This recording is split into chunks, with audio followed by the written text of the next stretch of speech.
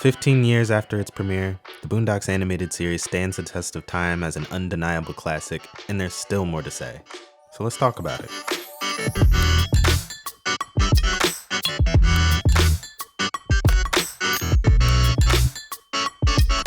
The story of the Freeman family, brothers Huey and Riley, and their granddad, remains a beloved property of Black culture, evidenced by the excitement following the announcement of its potential return.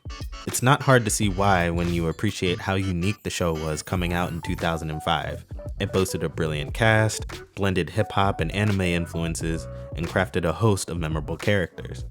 Its positive legacy was also part of the profound feeling of loss from the passing of John Witherspoon, the voice of Granddad. Over the course of its 3-season run on Adult Swim, it pushed the boundaries of comedy and the limits of corporate critique with satire. Some things were just straight up out of pocket, honestly. Certain digs were so savage that a few subjects lampooned on the show have gotten several episodes banned from airing and streaming to this day. It was bold, overtly political, and was revered as much for having something to say as it was for being an edgy, funny cartoon. Despite its penchant for silly scenarios and off-the-wall concepts, the show was pretty grounded in Black intellectual frameworks. Yeah, that's right, I'm about to get heady over a cartoon, but please just stay with me. At its heart, both the show and the original comic strip were a soundboard for creator Aaron McGruder's honest thoughts and perspectives on Black culture and early 2000s American politics. And that time frame is important. The Boondocks franchise came to prominence during the cultural period that naively envisioned a, post-racial America, a concept which crystallized for white Americans in the election of the first Black president. And then immediately dissolved with the next guy to come in. But for that brief period, suburban people had isolated themselves from the issues of Black Americans for so long that the concept of race being a real issue at all had dissipated. Many well-meaning white Americans grew up being told racism was a thing of the past. The modern white person was colorblind. It's in this America that Aaron McGruder's Boondocks arises as a kind of Blackness megaphone for cultural conversations, the type of conversations that were historically marginalized by media and entertainment. Boo! Hey, you with the afro! Give it a rest! Beat it! Put the music back on! Many of these cultural conversations are intraracial, or Black people speaking to each other. These conflicts honestly make up the majority of the best episodes, but arguably, the identity of the Boondocks is embedded in the interracial conversations, either explicitly or implicitly, between Black culture and the white society surrounding it. The basic premise is the distinctly Black family and their lives moving into the suburbs. There's a lot of really good content out there about different racial and comedic elements of this beloved show, but relatively not much attention paid to its namesake, the setting of the Boondocks. What's the significance of taking the family unit of these characters and setting it here? The term Boondocks is an expression common in the US, historically referring to a remote, rural area. Over time, the Boondocks or Boonies became associated with a place that is out of the way, distant, and isolated. Woodcrest, the setting of the Boondocks show, is not a desolate rural town. It's a wealthy suburb. This seems to expand the idea of the Boondocks beyond a literal place to a sense of place. More on that later. For now, we can identify the Boondocks with the wider idea of the American suburb.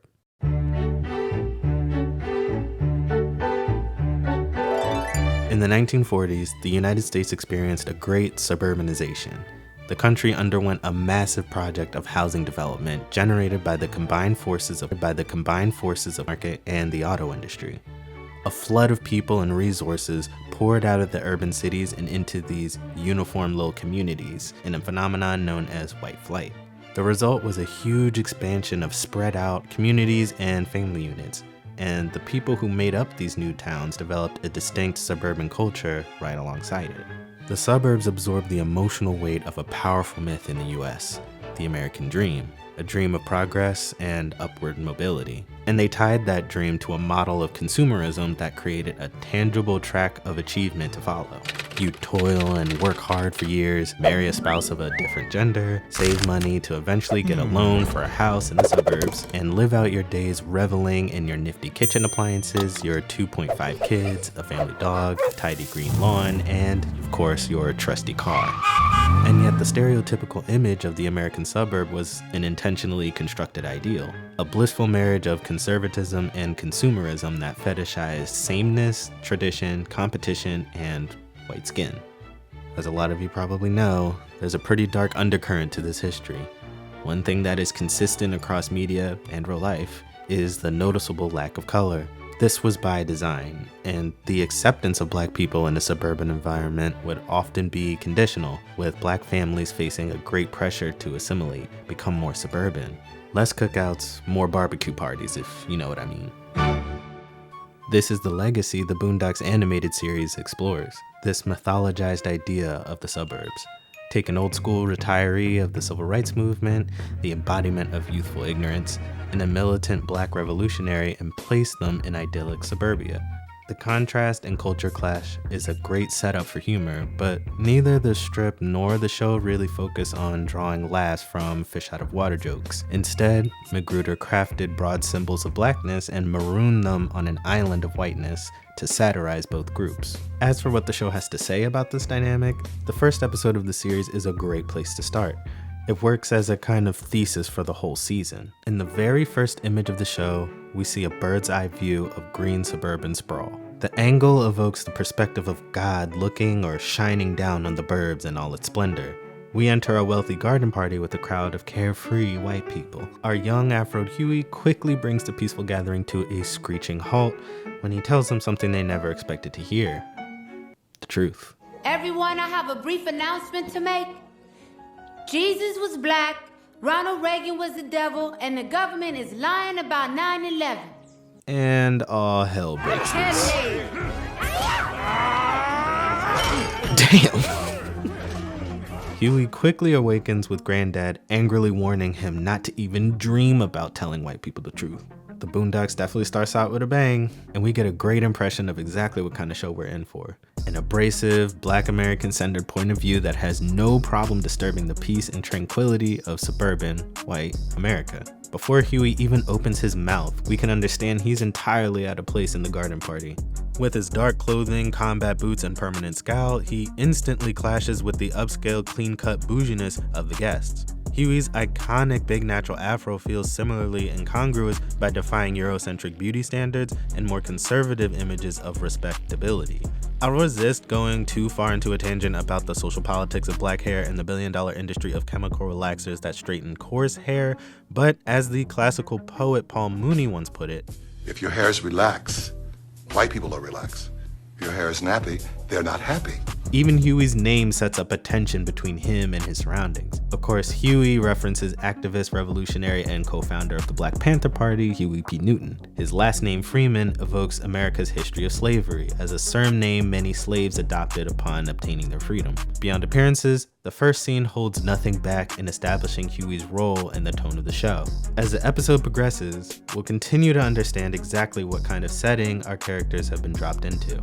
This is modern suburbia, different in many ways and woefully the same in many others. By framing the Boondocks franchise around this setting, we discovered that the new suburbia out in the Boondocks exists as less of a physical location than an emotional space. It's the feeling of a stranded psyche, the existential anxiety of isolation and being perpetually out of place. And of course, the many invisible cultural systems that help sustain that feeling. And the show, being the edgy satire that it is, exposes it all, throws on some gasoline, and lights a match.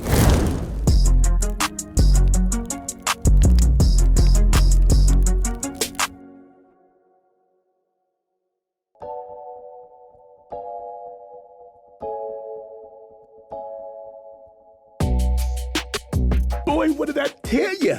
This is the new white man. He's distinguished. After the opening credits of episode 1, Granddad tries to teach the boys an important element of their new neighborhood, the new white man. Times have changed. To Granddad, Huey seems stuck in an early era of black power politics.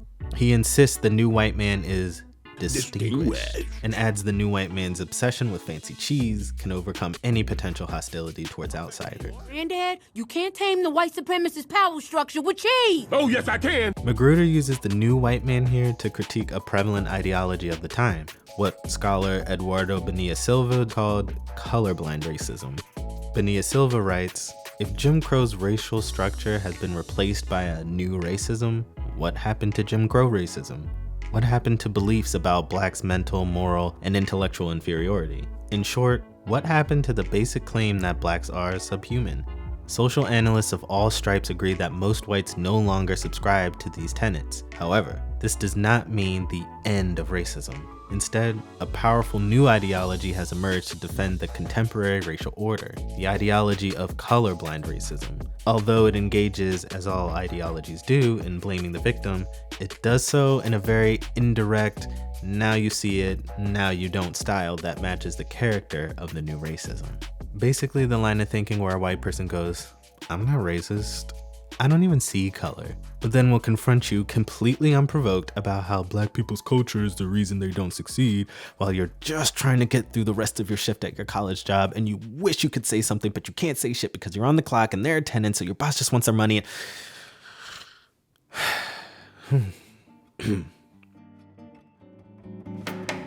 Hello, and welcome to the Safe Space. Grab your favorite drink, put your feet up, and get comfortable. The safe space comes in handy when we need to get into some tricky subject matter and I need to do some coddling. That's coddling, not cuddling. The cuddling comes later.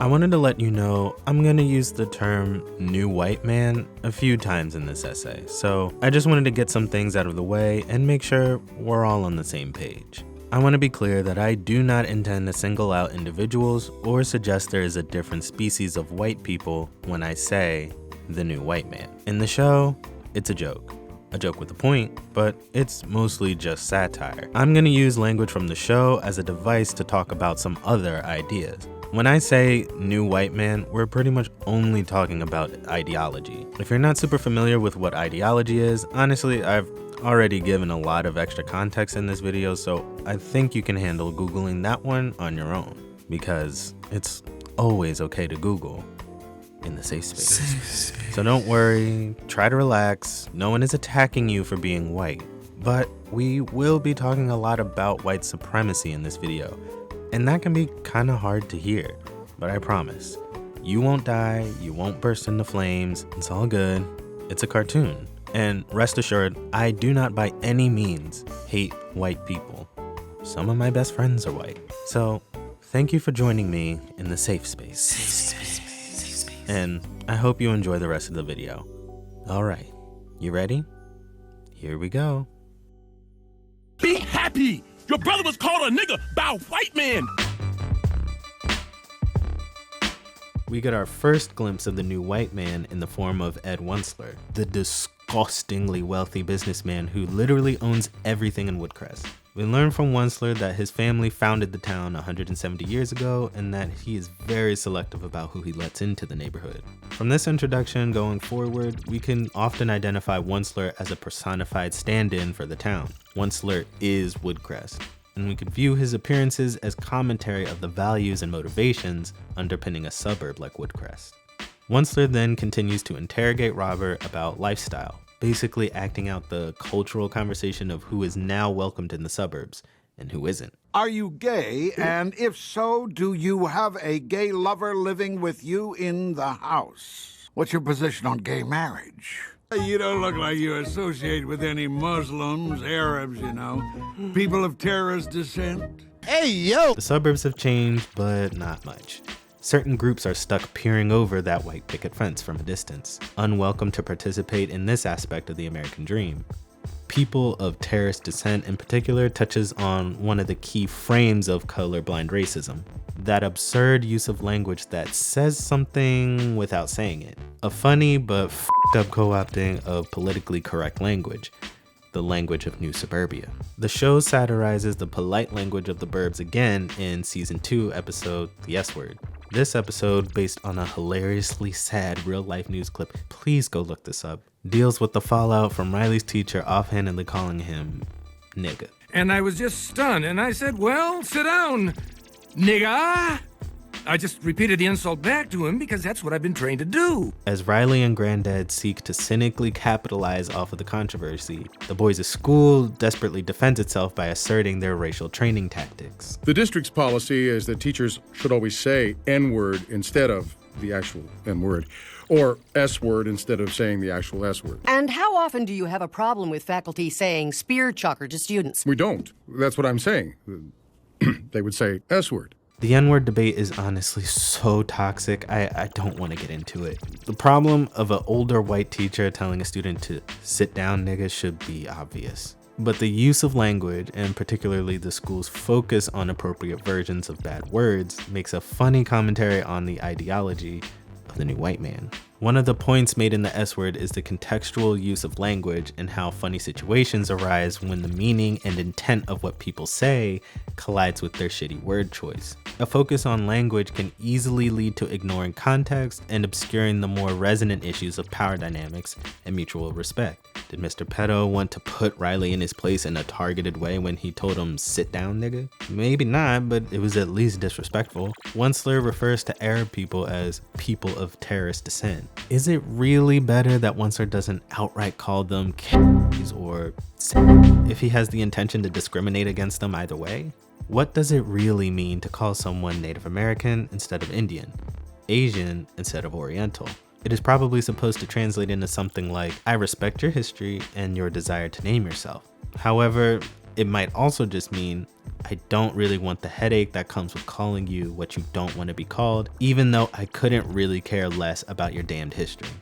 With a hyper-focus on political correctness, the motivation becomes punishment avoidance rather than respect, the type of respect that fosters trust between social groups. This tension and precarity of trust leads to what John L. Jackson diagnoses as racial paranoia. In this frame of mind, Black people can never quite know a white person's true motivations and racial feelings when they have a social incentive to merely conceal them. That kind of constant questioning and lack of trust is exhausting, and a Black person in an overwhelmingly white environment like the Boondocks can grow a sense of emotional alienation. What y'all doing here? Deliveries are in the back.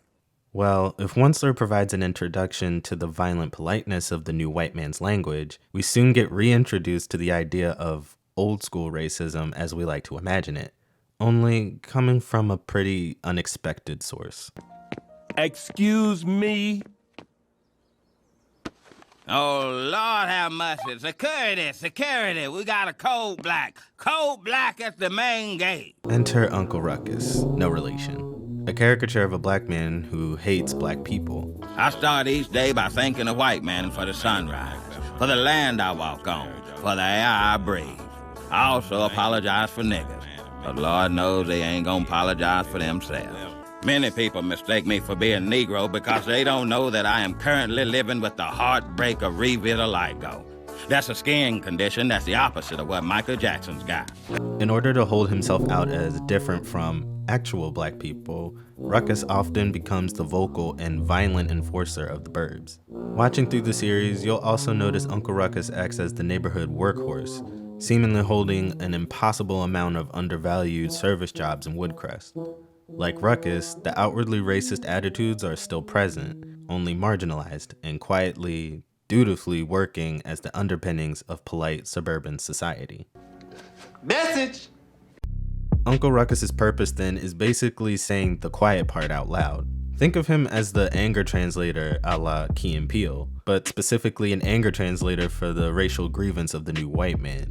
The new white man who likely wouldn't stoop to the aggressively racialized language of Bull Connor because he's too distinguished. I think the N-word is okay as long as they say it.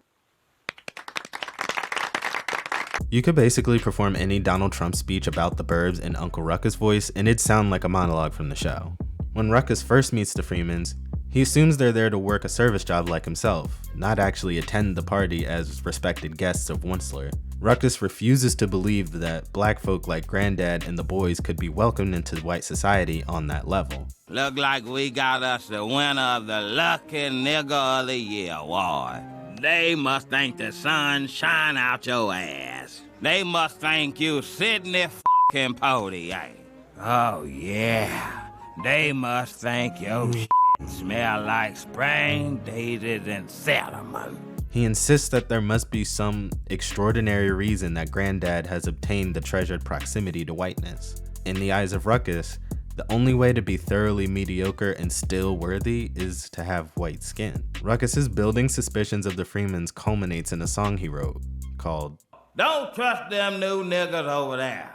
Sing along if you know the words. Ruckus experiences his own racial paranoia, although it comes from a completely different place. The song seems to urge the white attendees of the garden party to be as suspicious of all black people as he is. Them happy, nappy-head niggas with the fingers on the trigger. Don't trust them new niggas over there. Don't trust them also reflects an insecurity, an intense fear that black people managing to fit in threatens his own social standing and his entire worldview. One we might assume he absorbed from the culture of white supremacy all around him. This is the tragedy of Ruckus, a black person so psychologically displaced by the American suburbs, the Boondocks, that he has disassociated from his blackness altogether. He projects this insecurity and psychological displacement onto others. Maybe he hopes to instill a type of imposter syndrome where the target questions, do I deserve this? What makes us so special to be welcomed? What's the game being played here? This type of questioning reflects, again, the sense of racial paranoia that might alienate the black psyche stranded in the Boondocks. Ruckus's ridiculous song is a highlight joke of the episode, mostly reflective of the show's core DNA, edgy satirical comedy from a black perspective. Coming from Ruckus as a character and what he represents, it is also an emotional outburst that embodies the pent-up, generalized fear residing in the suburbs from its conception, a safe space in constant peril of untrustworthy Negroes, the version of the suburbs that Huey expected to encounter in his dream. But Huey's dream isn't quite reality. I love this kid. Stop that! What are you doing? Stop clapping!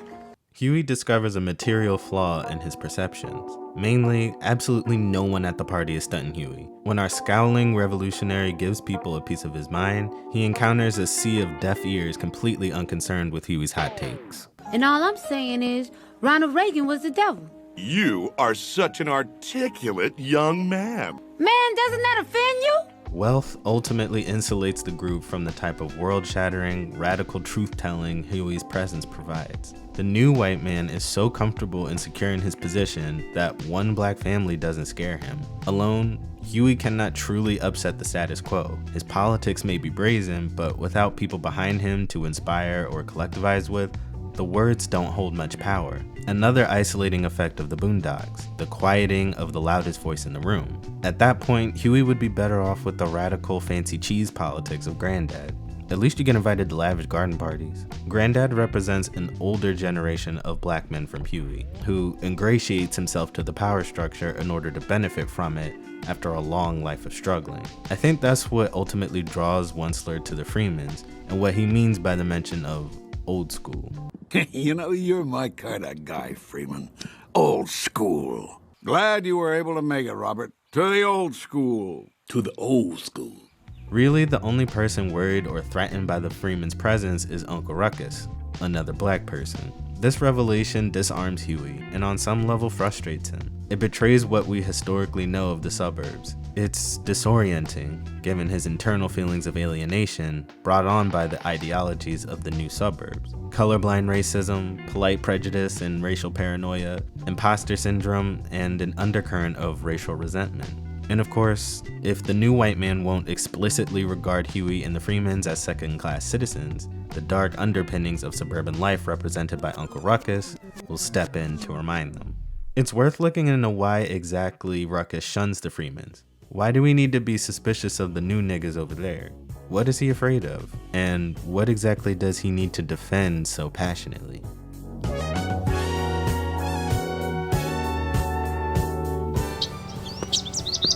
Wow, the suburbs. Single family houses and everything.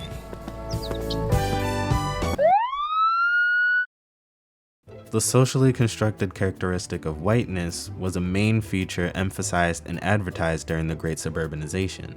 Look into the construction of Levittown, Pennsylvania, for instance. White suburbanites made it very clear that their new American paradise was gonna be a very unwelcoming place for black people. That's why it's called white flight. Industry and government excluded non-white people from participating through racist policy. The real estate market bolstered the process of white flight with another more formal practice called redlining. Basically, local governments, banks, and real estate businesses prescribed neighborhoods with large numbers of black people as less valuable than white communities, literally outlining them in red in official documents. Black people seeking home ownership were likely to be heavily encouraged, if not forced, to buy within the segregated redline neighborhoods where they received less resources. The cycle became a self-fulfilling prophecy, as white people associated black neighborhoods with a substandard way of living. Any black person moving into a white neighborhood could likely bring more black people with them, slowly but surely devaluing the neighborhood in the eyes of their white counterparts. This originated the phrase, "there goes the neighborhood," as a way for white people to joke about the real threat posed by the mere presence of blackness in their community. Yuck. While such practices became illegal in 1964, the consequences of years of this practice has contributed to continuing de facto segregation in the US to this day. Not only that, but the real estate industry continues actively segregationist practices well into the 21st century. Decades of research have revealed bias in mortgage lending. Troy McMullen from the Washington Post reports, undercover investigations have exposed pervasive discrimination by some real estate brokers, with agents being accused of steering black home buyers away from white areas or denying them basic information to make a home purchase easier. We also see the legacies of these practices and racist assumptions in the 21st century housing market. Black homeowners experience a systemic loss of wealth in the appraisals of their homes. There have been many news stories in recent years of black homeowners first receiving a low appraisal for their home, then getting a second opinion and receiving a much higher valuation when they remove pictures of themselves from the house and have a white partner or a white friend talk to the appraiser. One black family's house jumped in value by $500,000 just because they had a white proxy for the home buying process. The message seems to be that to preserve whiteness of a neighborhood is to preserve something precious and essential to the suburbs: its sanctity. Garden party? Yeah, boy! I might go buy some sandals and new underwear. Scholar Deborah Elizabeth Whaley points out that the Boondocks uses certain imagery to portray Woodcrest and refers to this aesthetic as the pastoral. The pastoral ideal in American art typically conjures an aesthetic presentation of nature, innocence, and the human subject's harmonious relationship to a budding garden of plenty. That very first shot of the show I described in The Garden Party depicts just this, a serene vision of picturesque beauty. In further episodes, this pastoral ideal extends to the suburban cultural ideal I mentioned earlier, the people jogging, walking dogs, watering lawns, that whole deal. Various names in the town also convey this ideal and myth of a beautiful innocence. Woodcrest itself is a perfect name for a fictional suburb. Nondescript, but invokes wealth just by saying it. Woodcrest. And in case this is all too subtle, the Freemans literally live on Timid Deer Lane. This all defines Woodcrest and the Boondocks as a place: innocent, delicate, and vulnerable. On the other hand, the show also partially develops an idea of what the Boondocks or the suburbs are by contrasting what they aren't. In episode 1, Granddad laments the boys drinking his orange juice. I went and spent your inheritance on this beautiful house in this neighborhood. And all I asked you to do is act like you got some class. Hey, learn some manners. Class? And this is the It things I means get. don't act like niggas. Class, manners, or consideration of others are not only an expectation of suburban culture, but set up as antithetical to niggas, which I'm gonna specify apart from black people, though the show at times blurs this line. I don't really want to go down the rabbit hole of what culturally or historically distinguishes black people from niggas. I'll leave that to Chris Rock and Michael Scott. Every time black people want to have a good time, some ignorant ass I will say, the text of the Boondocks seems to simultaneously delineate niggas as being the worst, least helpful elements of black people, while also understanding the word itself is used to relate and recognize black people amongst each other. It's complicated, and introspection of the show's use of the word may need its own video, but right here, the show is already saying something interesting. Simply understanding what the suburbs mean to black people might accidentally involve a deep dive into the very concept of black American identity. This is the first 5 minutes of the series. Granddad's frustration draws on an understanding of the unwritten rules of the suburbs. The burbs are safe, pristine, stress-free, and full of simple pleasures and luxuries. Things that, to him, go against the basic nature of niggas. This reflects a feeling that niggas will ruin this place. A familiar feeling. Damn, there goes the neighborhood. Where have I heard that before? This place used to sit between a coffee shop and a day spa. Now there's a liquor store and a damn Foot Locker. A few episodes depict what residents of Woodcrest feel as a corrupting force encroaching upon the sanctity of the neighborhood. And because this is the Boondocks, that encroaching element usually has to do with some black shit. Take the fan favorite episode, The Itis, where Granddad starts a soul food restaurant across from a pastoral park with Ed Wunsler as his benefactor. But again, this is the Boondocks, so Granddad's food leans into all of the diabetes-causing, sleep-inducing excesses of black American kitchen staples. Needless to say, the restaurant is a hit. It goes off. Over time, people became more and more intoxicated with their plates of seasoned meats and grease, and the once peaceful neighborhood begins to change. People can't pay their bills, they miss work, homeless people move into the park, visibly defacing it as people aggressively chase another fix of soul food. Soul food and black American culture is like this, thoroughly intertwined and, to Huey's dismay, almost synonymous with black culture. So what does it say that Granddad's restaurant directly leads to the downfall of the Pastoral Park area? The show appears to point the finger at black culture for the issue of community degradation, until the final shots. Here, we are reminded of the overarching economic forces and business interests of ruthless capitalists like Ed Wunsler. On the surface, the burbs retain its innocence. In the lesson, blackness must be shunned at all costs to protect paradise, a racist ideology taken to its logical religious conclusion in a later episode. And of course, the episode about the neighborhood watch expands upon the desire to keep out a corrupting element of the suburbs. The season 2 episode, Thank You for Not Snitching, discusses the suburban reaction to crime. The corrupting black culture element here includes the no snitching hood politics which the show critiques. Black culture, informed by the habitual breaking of the social contract between police and citizens, in many cases, stopped cooperating with law enforcement to an extreme degree that grew to an even larger commodified form in the 2000s. But in Woodcrest, as Huey explains, where I live, snitching is more like a recreational hobby. They even have a club for snitches. It's called the Neighborhood Watch. The watch leader, Mrs. Van Housen, is a gun-toting granny representing the old guard of the neighborhood. She breaks it down for Granddad the seriousness of the situation. Property was stolen, Mr. Freeman. Stolen. The sanctity of our community was violated. Tough kitty. The relative peace of the neighborhood is inextricably linked to the value of property. The suburbs are under siege from the outside. We must protect the suburbs. Uncle Ruckus, a proud member of the watch because of course he is, takes this as an opportunity to harass Riley for riding a bike with spinners. Ruckus once again says the quiet part out loud. Them Freeman boys. I'm telling you, you can't trust them no niggas. Yeah, I said it. The point of the watch is less the presence of police than the practice of policing behavior, which can be done by anyone and is encouraged by average citizens. The watch has a motto, neighbors watching neighbors, which is the most caring motto I've ever heard. Overzealous enforcement of laws and appeals to petty authoritarianism are part of the fabric of the suburb, because what is more petty and authoritarian than a homeowners association?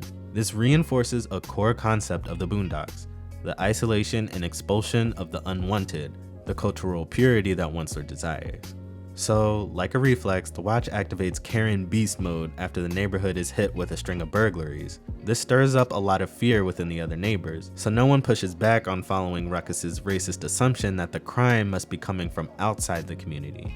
There must be some corrupting element at play. Don't trust them new niggas. There goes the neighborhood. Our suburbs are under attack from the outside.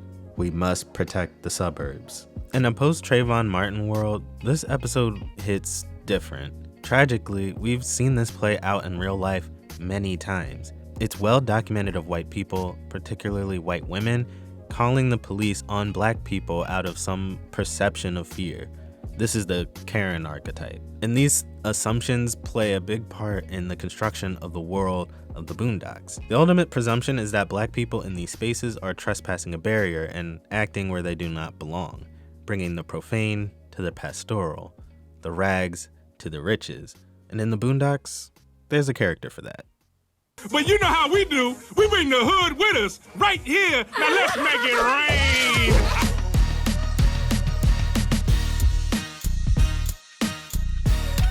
Season 2 introduces the character Thugnificent. This man is everything Granddad and the old school suburbs traditionally reject. He's a gangster rapper who's loud, flaunts his riches, and generally acts with complete disregard for other people. His hometown of Terabelle literally translates to beautiful earth, and yet ironically resembles the most blighted communities in America. Terrible Terabelle represents everything the suburbs are supposed to eschew. Terabelle leads Georgia in homicides, infant mortality, AIDS, and everything else bad. Thugnificent then basically comes from the anti-Woodcrest, and personality-wise, he's the type of ignorant showboat that Riley immediately looks up to. And Granddad can't stand his ass, because if anybody disrupts the sanctity of the neighborhood, it's this dude, right? In his first interaction with the neighborhood, he evokes that image of the pastoral. With all these cheese and white bitches and lemonade and bagels and shit. Remember that lemonade for later. Then he immediately follows up with this. Thugnificent bringing the hood to this very street. The ghetto was here, y'all. Ain't this a bitch? Which to Granddad and any old school suburbanite might sound more like a threat than an invitation. Granddad starts to resemble Uncle Ruckus. Who in the hell left the gate open? I love it. What y'all doing here? Deliveries are in the back. Here, Granddad is suddenly confronted with an embodiment of all the things he sought to leave. The psychological isolation of the Boondocks is threatened. When Thugnificent hosts a party at his house, the guests mess up Granddad's yard, and Granddad is not having it. The pristine yard is one of the hallmarks of the suburban ideal, and as we learned, with the destruction of property, the sanctity of the neighborhood is threatened. In a reversal of the Neighborhood Watch episode, Granddad weaponizes the police. Rather than have a civil conversation, he turns to the power structure in place to file a formal complaint against his black neighbor, basically for not assimilating. Thugnificent reactivates the core pitch of the show, basically unapologetic blackness in the traditional white space of the suburbs. This dynamic encourages even other black folk to police the boundaries of black culture. You might say, though, it's not about race, it's about behavior. Thugnificent's behavior is unneighborly, which it kind of is, but, well, because the show loves to constantly flip the script on things, we also have Ed Wuncler's grandson, Ed III. Ed is a perfect storm of contradiction to explode this entire idea. A redhead, white cartoon man voiced by the late, great Charlie Murphy, with all the mannerisms, vernacular, and style of a cartoonish interpretation of black culture. He's a classic example of the over-the-top cultural appropriator. He's Chet Hanks on steroids. Simply put, he's a wigger. The character's existence seems to poke holes in Granddad and Uncle Ruckus's assumptions that certain behavior is at odds with the culture of the burbs. Ed can act the way he does and still be right at home in the burbs because this neighborhood was literally built for him as a Wuncler, but also figuratively built for him as a white person. Call it Wuncler privilege. In the plot of that Neighborhood Watch episode, the corrupting element was coming from inside all along. The crime spree is yet another scheme of Ed Wuncler committed by Ed III and his white friend. Ed III's antics are largely excused and overlooked.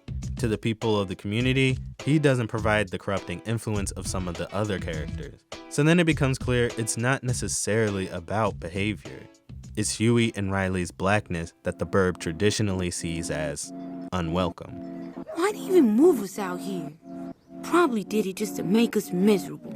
Huey can feel that sense of being culturally out of place, unwanted and unheard. He even internalizes and agrees with the concept of a pathologized, destructive blackness at times. This food is destructive. This food is your culture. Then the culture is destructive. His dreams of being a disruptive force in the burbs inverts, and in reality, it more often just alienates him from his surroundings. You can see how understanding the ways a society subconsciously rejects your personhood can breed feelings of isolation and anxiety. And at the end of the day, Huey and the rest of the Freemans will always be symbolic outsiders to the Boondocks for the show's premise to continue working. But hardly any of this is said outright. It's all implication and sarcasm. The show, and perhaps the phenomena it explores through its storytelling, rely on an assumed shared understanding, that sly, winking subversiveness of a if you know type mentality. But when you attempt to take it seriously, understand the origins, untangle some of these themes and say what goes unsaid, you uncover a critique of what it costs to maintain the Boondocks.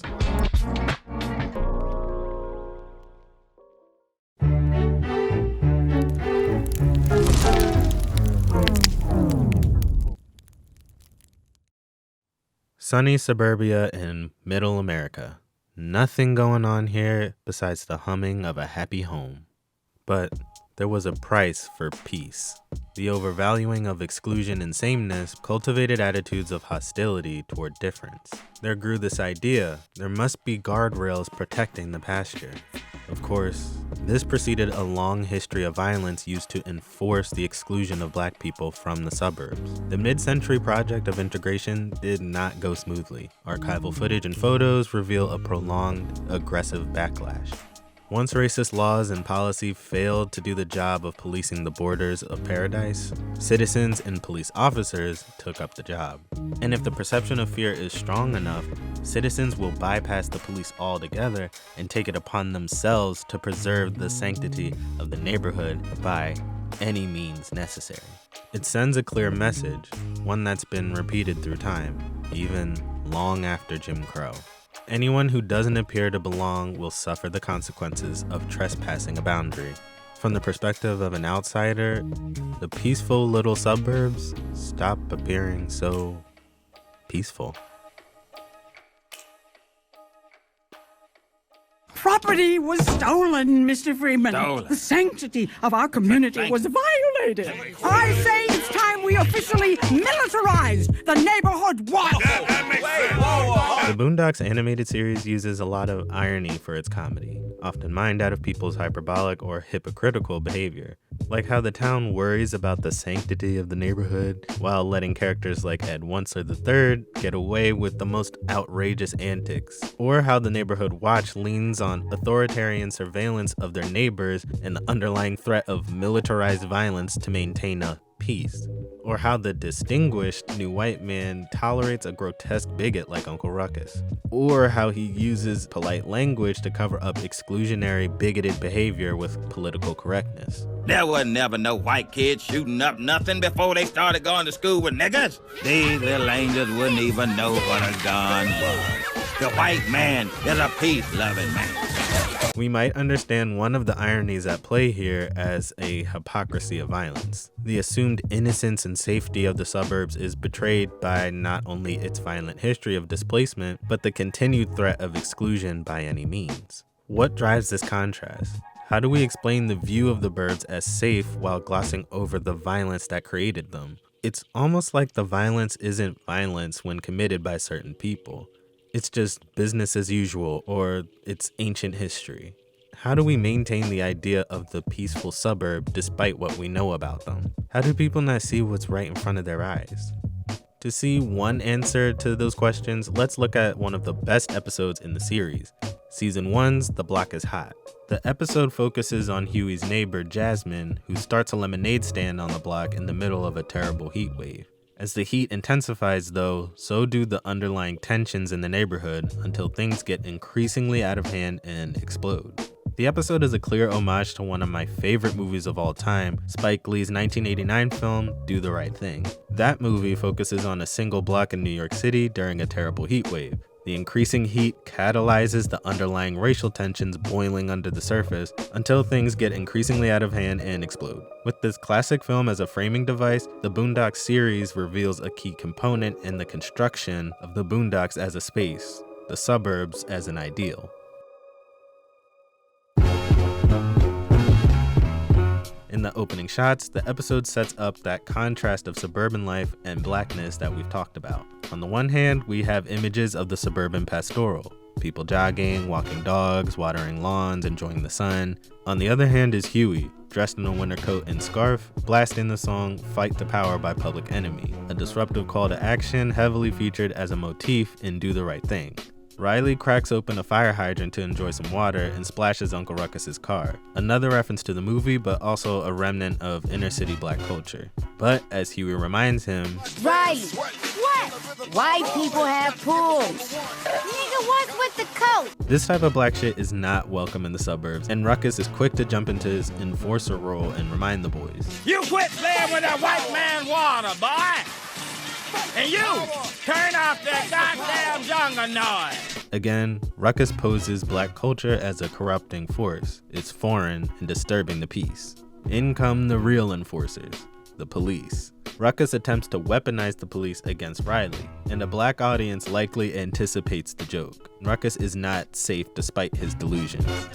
Well, if it ain't the brave men and women of the police department, come save the day. Get out of the truck and show me some ID! While what follows is a disturbingly relevant recreation of widely known current events, at the time of the show, this type of harsh reality existed in mostly one-sided news stories and memories black people passed along to each other as survival tactics for decades. Ruckus gives us a perfect encapsulation of the extreme contrast between the white suburban idea of police and the realistic police reaction to out-of-place blackness. We're stranded, out in the boondocks. The police are here to affirm and protect the white neighborhood from outside cultural influences. So, they do just that. Take the orange wallet!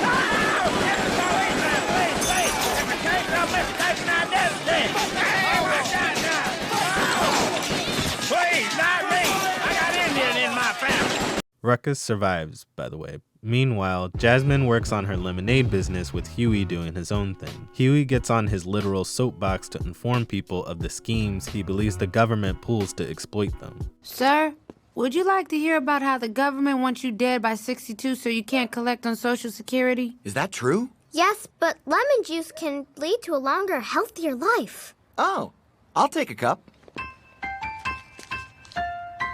Jasmine immediately capitalizes on the resulting disillusionment to push a consumer product, which people happily take out their dollars for instead of Huey's free pamphlet. The lemonade won't actually help, all the sugar will mostly make this particular issue worse. But consumerism makes people feel better. Out in the boondocks, you're encouraged to buy into the delusion that the problems around you aren't real problems. And here comes Mr. Moneybags himself, Ed Wuncler.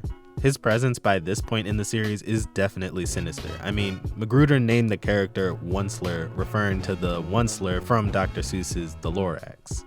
We're supposed to understand him as a soulless, exploitative capitalist. So naturally, he quickly finds Jasmine's desires and immediately works to exploit and consume what she has. He continues to exploit Jasmine's desperation, ambition, and naivete throughout the episode. Wuncler works this little girl to the bone. Back in the police brutality subplot, Ruckus survived the shooting. They make him an honorary police officer, and he offers some quick PR for the police's image. Ruckus is not upset because the swift and measured response of these officers is a fine example of my tax dollars hard at work. He says he hopes to uphold the badge by doing what else but beating and harassing black people. The force stands behind him, smiling proudly as a white woman cheers him on. These shootings are not an anomaly or a tragedy, but a welcome part of business as usual. The system isn't broken, it's doing exactly what it was made to do. But let's not think about that. I'm standing on Timid Deer Lane in Woodcrest, where one little girl has turned the lemon of shocking police brutality into lemonade. Ed Wuncler speaks to the news, further downplaying the extreme violence that occurred. Woodcrest isn't a place where people dwell in the past and focus on the negative like who shot at who 118 times. And he's not wrong. Huey's neighbor Tom Dubois takes initiative to urge calm after an unlawful shooting of a longtime resident. But no one seems to care. A group of white guys talk and laugh. This neighborhood is actually handling the shooting of an unarmed black man pretty well. Onceler literally tells us the ethos of his idyllic suburb. Out in the psychological isolation of the Boondocks, history and context are sanitized in favor of a sweeter, fabricated reality. The sanctity of the neighborhood isn't under threat from the outside. It was compromised by the violence of those who are supposed to protect it. And the new white man in his colorblind society sees nothing wrong with any of it. People enjoy fresh lemonade and bask in a peaceful summer day, paying no attention to the brutal exploitation of a 10-year-old girl in front of them on the block where someone was just shot 118 times. The concept of the suburbs, the Boondocks, is a simulation. It's a preferred worldview that is only valid as long as participants remain deeply dissociated from the human misery around them. And the mechanism used to encourage the citizens of Woodcrest to remain asleep and unaware is capitalism. Yep. Yeah, okay. Yep, you knew. You knew this was coming. You knew it was getting here. It may be easy to miss amongst the jokes about nigga moments in R. Kelly, but this show is radical as hell, and I don't know how they let this on cable television. Now let's think of some ways to manipulate people emotionally so that they buy lemonade.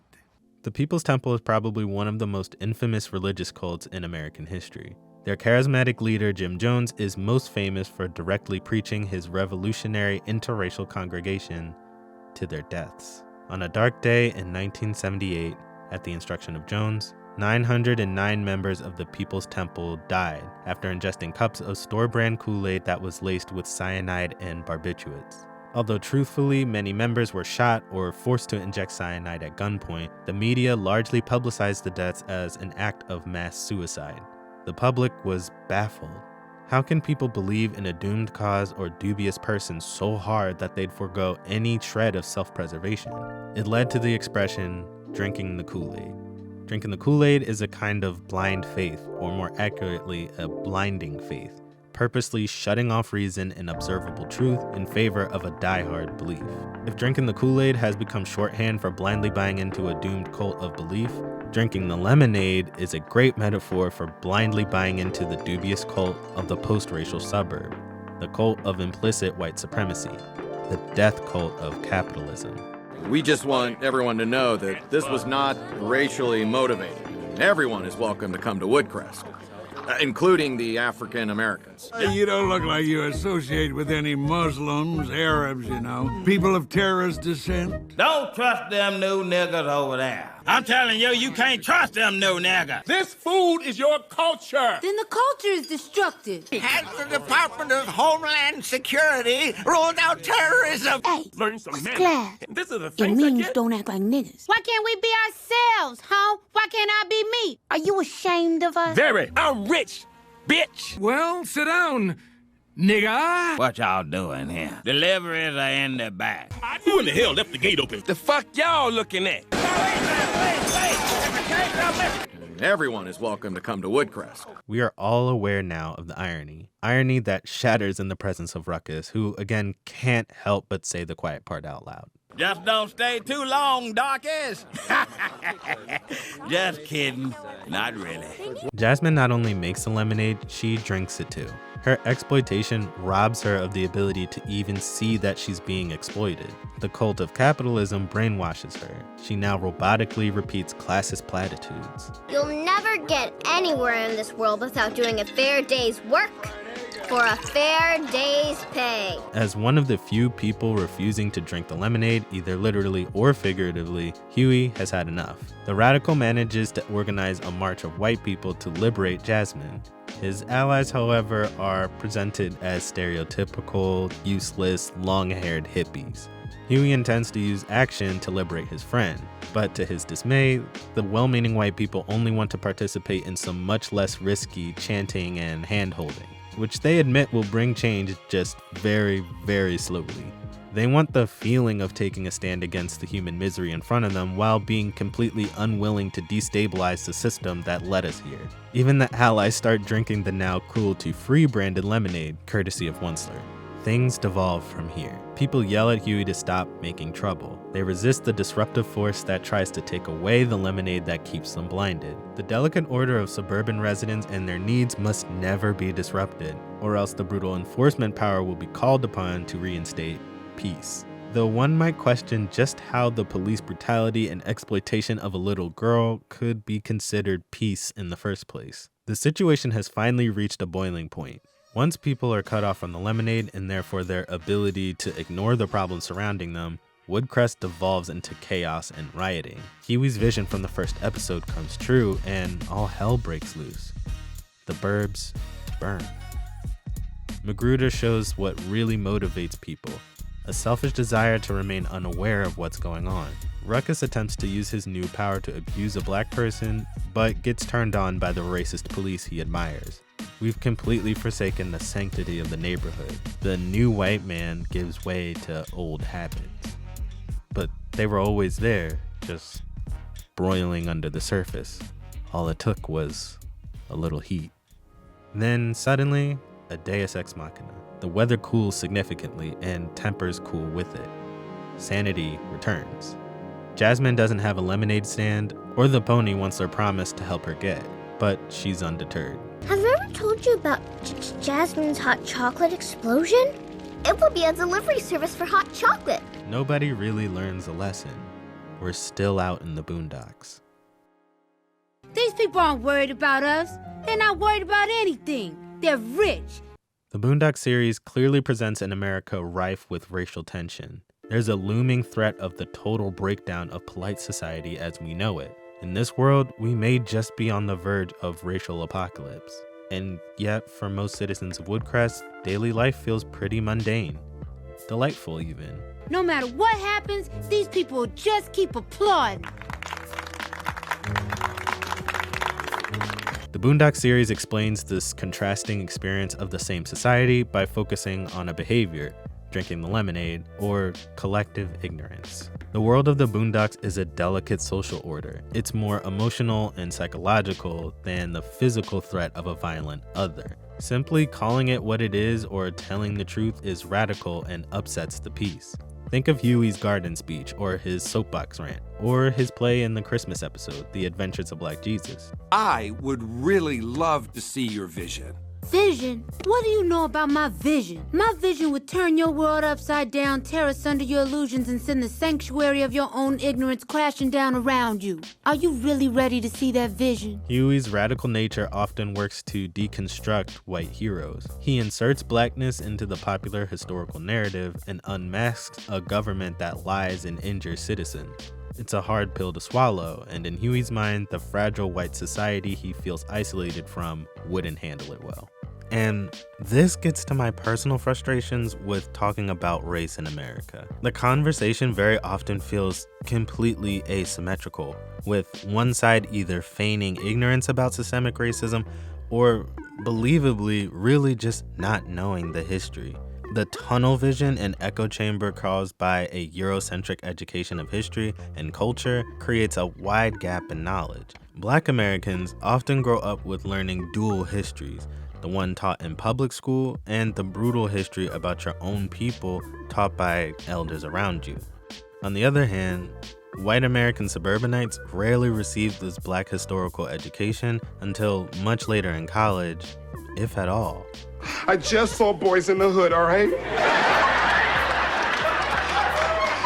I didn't know, Martin. I didn't know. During that time, they absorbed the pastoral idea of the suburbs, the advertised label. The potency of suburban culture as an idea is partially reinforced by a barrier of ignorance. That barrier may operate even more like a moat, also isolating those within as much as it keeps those who know the truth out. Whiteness as a social category in the US is upheld by a collective historical amnesia, and there are forces ready to reinvigorate that process to this day. I mean, what else is all the CRT controversy about? people trying to ban entire sections of education because of their presumption that it'll make white children feel a certain way about this country, and trying to replace it with patriotic propaganda. Huey and Riley attend J. Edgar Hoover Elementary. They named a place of learning for children after a horrifically bigoted, controversial, walking human rights violation in the eyes of the minorities he oppressed. This mirrors the very common practice of taking villains in minority cultures and memorializing them as heroes in the structures of white culture, a practice that has only recently started to fall after continued pushback. It represents the juxtaposition between historical horrors and the pastoral, and the sugary sweetness that seems to mask that underlying tension. In describing her MacArthur Genius Grant-winning reporting about segregation, journalist Nicole Hannah-Jones explains, "All I see my work as doing is forcing us to confront our hypocrisy, forcing us to confront the truth that we would rather ignore. The beauty of segregation is people don't have to see it, and then you can pretend that it's really not that bad. You can pretend that we have a meritocracy and everyone has an equal shot, and you pretend that you're on the right side of things because you say you believe in equality. My work is exposing that lie and forcing us to not only confront what is happening, but that we're making the choice for it to be that way."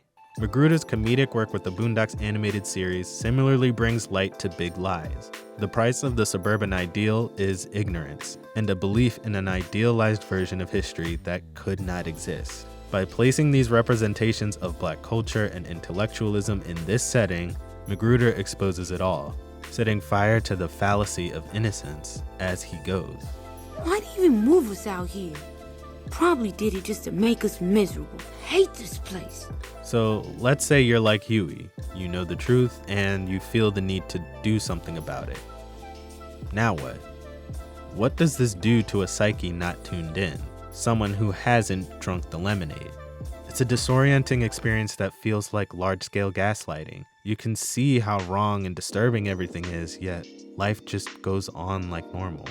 For the uninitiated, the Boondocks are an alienating force. The troubling things happening aren't really troubling. Who's to say they're even really happening? Doesn't it feel more true that racism is a thing of the past? It's ancient history. Here, you want some lemonade? Man, we might have to think about moving. This neighborhood ain't what it used to be. The Boondocks is far from the first piece of media to satirize suburban life in the US. There have been plenty of movies and TV shows over the decades that critique white Americans' relationship to suburbia. Introspection into 50s suburban idealism often turned to skepticism, cynicism, anxiety, and even horror. The passive pursuit of the suburban lifestyle doesn't inherently add meaning to your life. It's not all it's cracked up to be. Outside of media, the suburbs still hold on to a projection of stability and safety, at least externally. If you're on the inside, you know suburban tea is wild. Welcome to Bible study. We're all children of Jesus. Kumbaya, my Lord. At the very least, suburban portrayal in movies and TV reveals an emotional ambivalence. However, the Boondocks Animated Series uniquely gave us a perspective that could only come from the outside looking in, and then finally letting that perspective inside. It was able to do it with style, creativity, and pretty dark but sharp wit. The first season can definitely come off as more polemical compared to later seasons. By season 3, the shape of the storylines often formed around viral news stories, character-based conflicts, and general big issues like legal marijuana. But that first season gave us a layered show with a lot to say. We can tell a story and tell a bunch of jokes, and yet, you know, it's really not just an excuse to have a bunch of ignorant jokes. There really is a point. In the funhouse mirror world of the Boondocks show, the suburbs dangle on the edge of implosion and disarray. Racial apocalypse is just over the hill, sparked by anything from soul food to peaceful protest to white Christian evangelism to the mere truths of human misery which the suburbs seek to escape from. The show touched on some of the deep-seated fears lying in real people, those same deep-seated fears that got exposed for a lot of others by 4 years of the Trump administration. There's clearly a lot of racial animus about changing demographics, probably spurred on by a misleading graphic published by the National Census that many white people erroneously interpreted to mean white people were going extinct.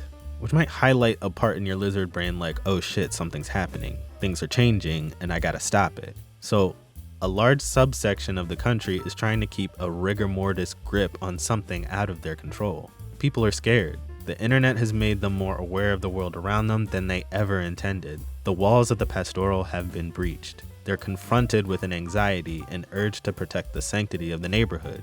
And a lot of people want to patch those holes with more lemonade by banning knowledge, staying blissfully unaware. The Boondocks Animated Series managed to articulate something at a time when people were even less open to hearing it. Something we'd spend the following decade developing a visual language to describe. It showed the flip side anxiety that comes with complete awareness of what the Burbs ignores about itself. The paranoia, the alienation, and the violence of it all. It can be a bleak forecast of race relations in the US, but I don't mean to portray this as a totally victimizing situation. It's a comedy show at the end of the day.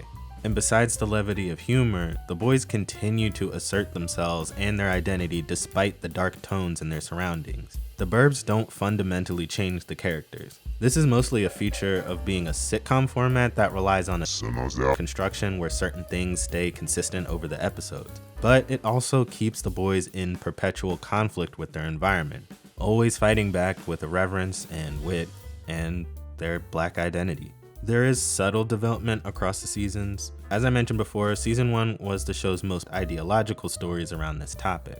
Over time, the plots became much more pop culture oriented and less political, and there may be a reason for that.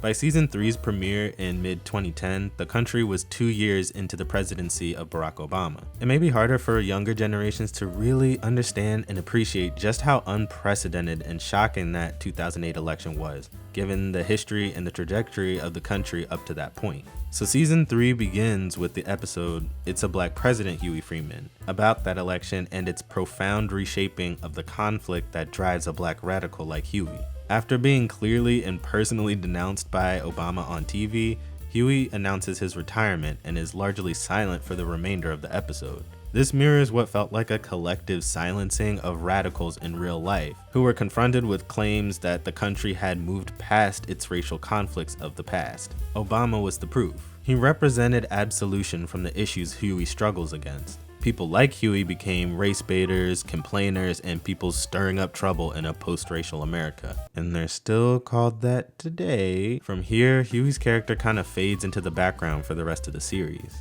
The Boondocks Animated Series changed for the worse in a lot of ways, and you could probably point to a bunch of reasons for that. One major feature of the show's decline in quality may be its boldest voice growing quiet. The one that often dispelled the hidden power of the Boondocks. Still, people hold out hope that he won't be gone forever, and for good reason. Huey is a useful symbol, a spark that lights the dark. As we discussed, the isolation of the Boondocks can form a psychological prison. But maybe if we keep our eyes open and convince others to put down the lemonade, we can escape together. It may not even be Huey Freeman we're ultimately looking for to inspire, to make us laugh and think. Sometimes it can just take a voice loud enough to wake you up. A stone that the builder refused. I am the visual, the inspiration that made ladies sing the blues.